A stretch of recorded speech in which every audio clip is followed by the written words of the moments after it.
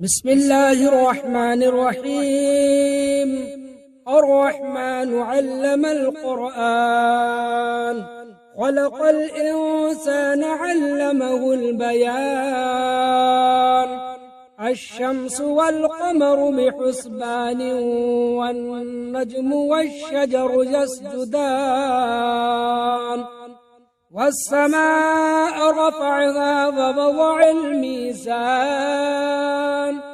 ألا تطغوا في الميزان وأقيموا الوزن بالقسط ولا تخسروا الميزان. والأرض وضعها للأنام، فيها فاكهة والنخل ذات الأكمام، والحب ذو العصف والريحان. فبأي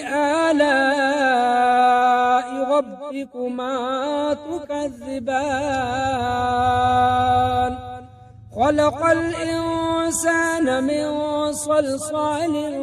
كالفخار، وخلق الجان من مارج من نار. فبأي آلاء ربكما تكذبان؟ رب المشرقين ورب المغربين، فبأي آلاء ربكما تكذبان؟ مرج البحرين يلتقيان، بينهما برزخ لا يبغيان. فبأي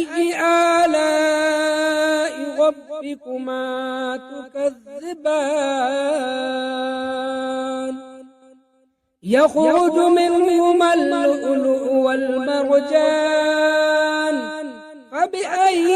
آلاء ربكما تكذبان؟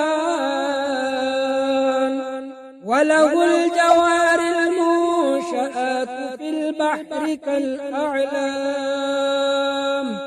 فبأي آلاء ربكما تكذبان؟ كل من عليها فان، ويبقى وجه ربك ذو الجلال والإكرام. فبأي آلاء ربكما تكذبان؟ يسأله من في السماوات والأرض، كل يوم هو في شأن. فبأي آلاء ربكما تكذبان؟ سنفرغ لكم أيها الثقلان، فبأي آلاء ربكما تكذبان؟ يا معشر الجن والإنس إن استطعتم أن تنفذوا من أقطار السماوات والأرض، فانفذوا لا تنفذون إلا بسلطان. فبأي آلاء ربكما تكذبان؟ يرسل عليكما شواظ من نار ونحاس فلا تنتصران. فبأي آلاء ربكما تكذبان؟ فإذا انشقت السماء فكانت وردة كالدهان. فبأي آلاء ربكما تكذبان؟ فيومئذ لا يسأل عن ذنبه إنس ولا جان فبأي آلاء ربكما تكذبان يعرف المجرمون بسيماهم فيؤخذ بالنواصي والأقدام فبأي آلاء ربكما تكذبان هذه جهنم التي يكذب بها المجرمون يطوفون بينها وبين حميم آن فبأي آلاء ربكما تكذبان ولمن خاف مقام ربه جنتان فبأي آلاء ربكما تكذبان ذواتا أفنان فبأي آلاء ربكما تكذبان فيهما عينان تجريان فبأي آلاء ربكما تكذبان فيهما من كل فاكهة زوجان فبأي آلاء ربكما تكذبان متكئين على فرش بطائنها من استبرق وجنى الجنتين دان فبأي آلاء ربكما تكذبان فيهن قاصرات الطرف لم يطمثهن إنس قبلهم ولا جان فبأي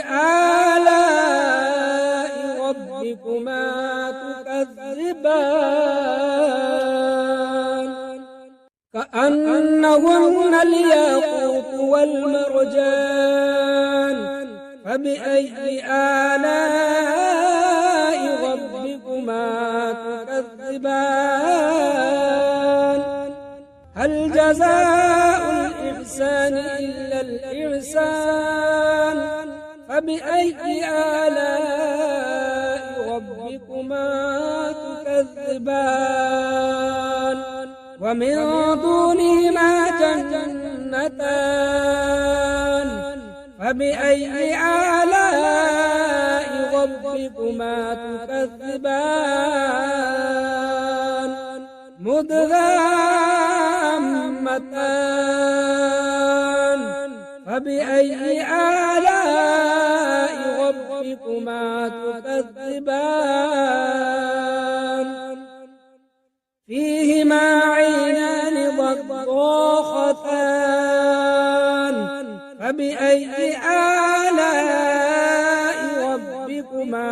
تكذبان فيهما فاكهة ونخل ورمان فبأي آلاء ربكما تكذبان فيهن خيرات حسان فبأي آلاء ربكما تكذبان حور مقصورات في الخيام فبأي آلاء ربكما تكذبان لم يطمثهن إنس قبلهم ولا جان فبأي آلاء ربكما تكذبان متكئين على رفرف خضر وعبقري حسان فبأي آلاء ربكما تكذبان تبارك اسم ربك ذي الجلال والإكرام أعوذ بالله من الشيطان الرجيم بسم الله الرحمن الرحيم ياسين والقرآن الحكيم إنك لمن المرسلين على صراط مستقيم تنزيل العزيز الرحيم لتنذر قوما ما أنذر آباؤهم فهم غافلون لقد حق القول على أكثرهم فهم لا يؤمنون إنا جعلنا في أعناقهم أغلالا فهي إلى الأذقان فهم مقمحون وجعلنا من بين أيديهم سدا ومن خلفهم سدا فأغشيناهم فهم لا يبصرون وسواء عليهم أأنذرتهم أم لم تنذرهم لا يؤمنون إنما تنذر من اتبع الذكر فخشي الرحمن بالغيب فبشره بمغفرة وأجر كريم إنا نحن نحيي الموتى ونكتب ما قدموا وآثارهم وكل شيء أحصيناه في إمام مبين واضرب لهم مثلا أصحاب القرية إذ جاءها المرسلون إذ أرسلنا إليهم اثنين فكذبوهما فعززنا بثالث فقالوا إنا إليكم مرسلون قالوا ما أنتم إلا بشر مثلنا وما أنزل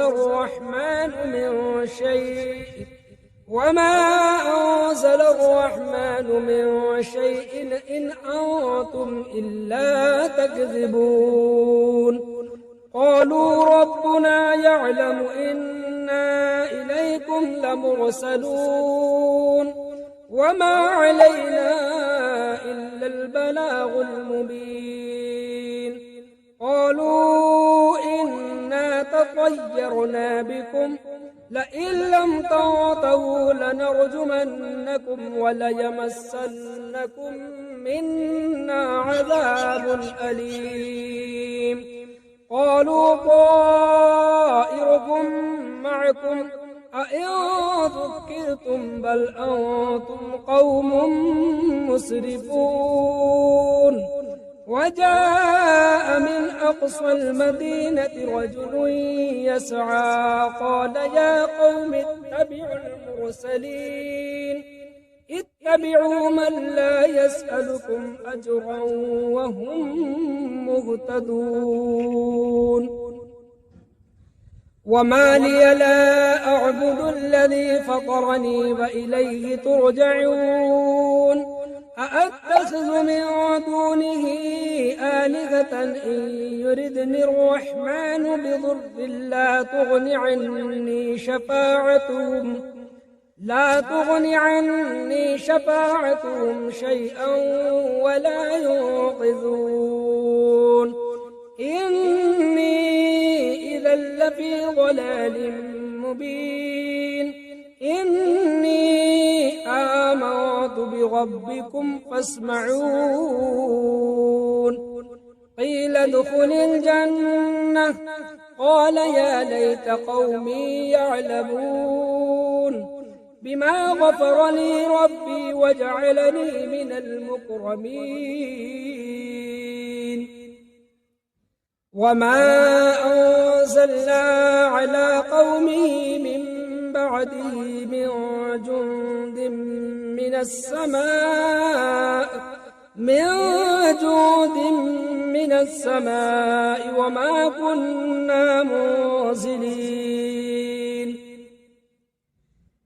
إن كانت إلا صيحة واحدة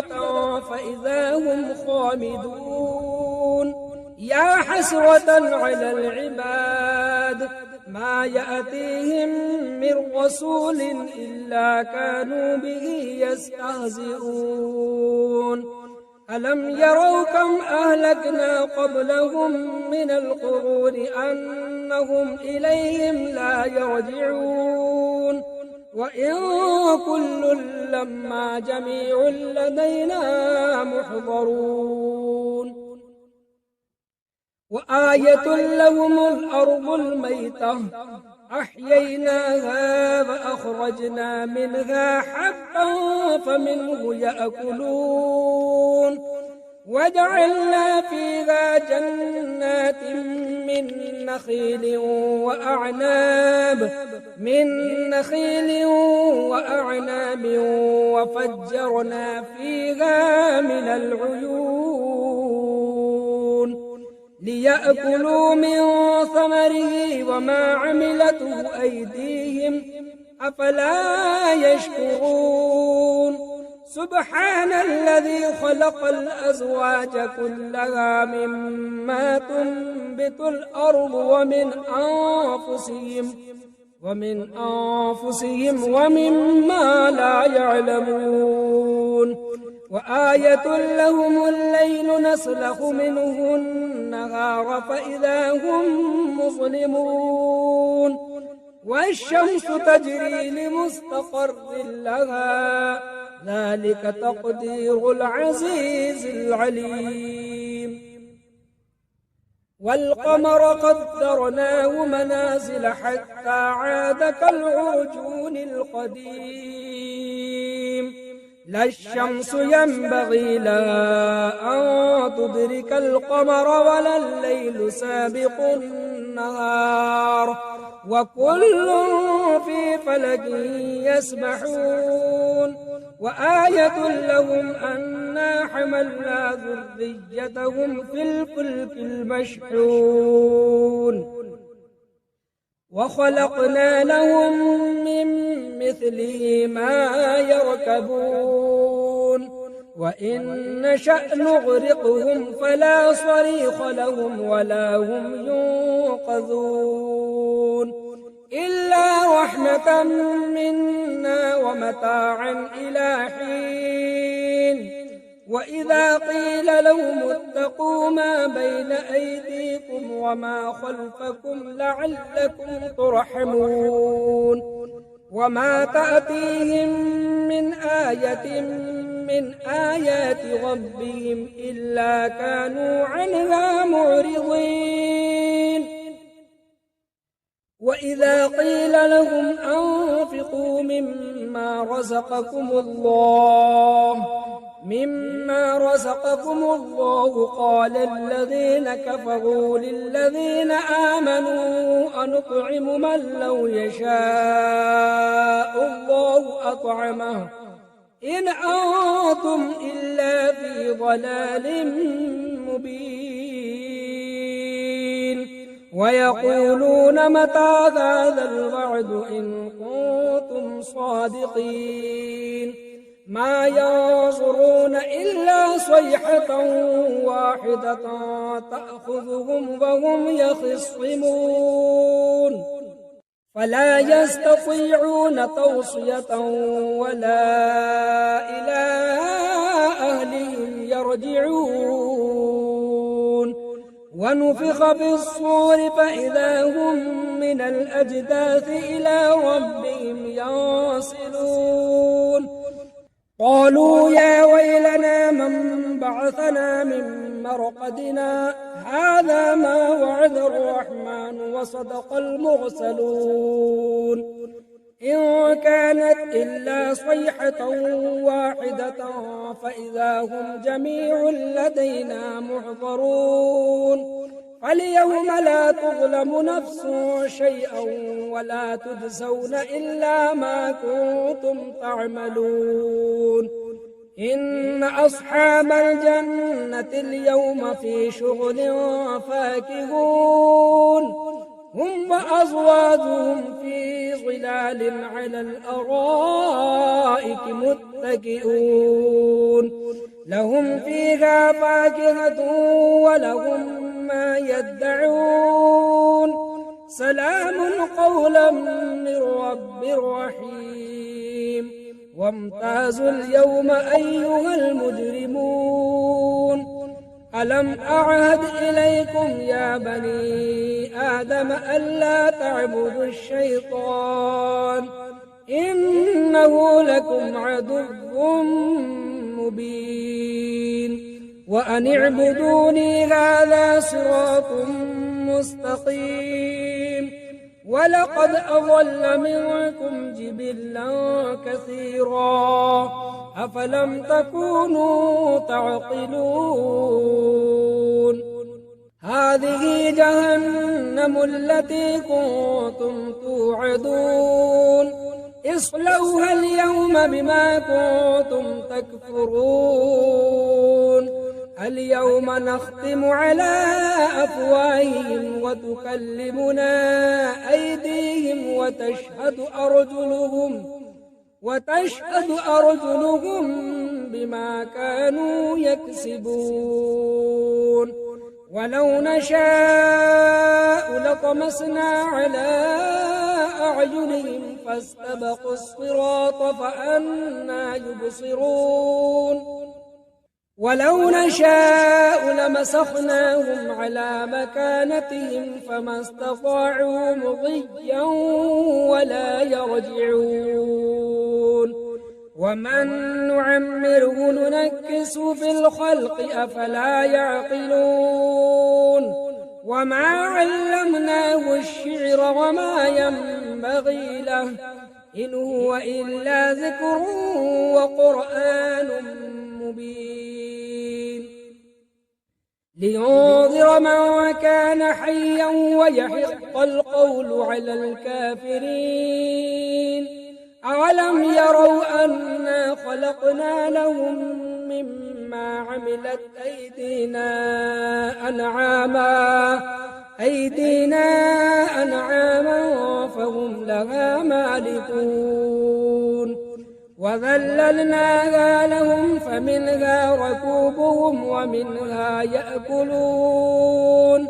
ولهم فيها منافع ومشارب أفلا يشكرون واتخذوا من دون الله آلهة لعلهم ينصرون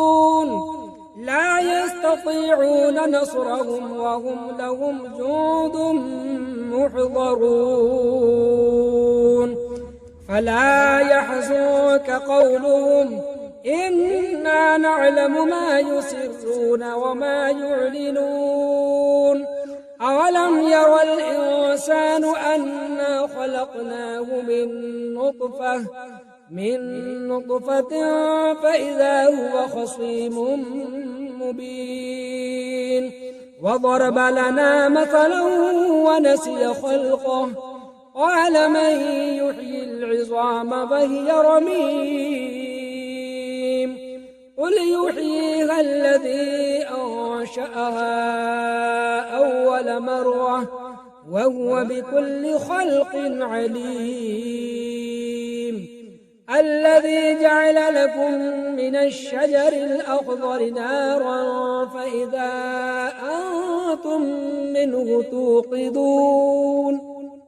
أوليس الذي خلق السماوات والأرض بقادر على أن يخلق مثلهم بلى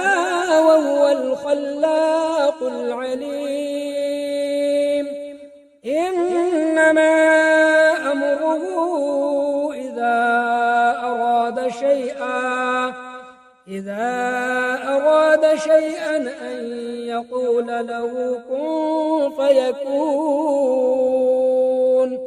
فسبحان الذي بيده ملكوت كل شيء وإليه ترجعون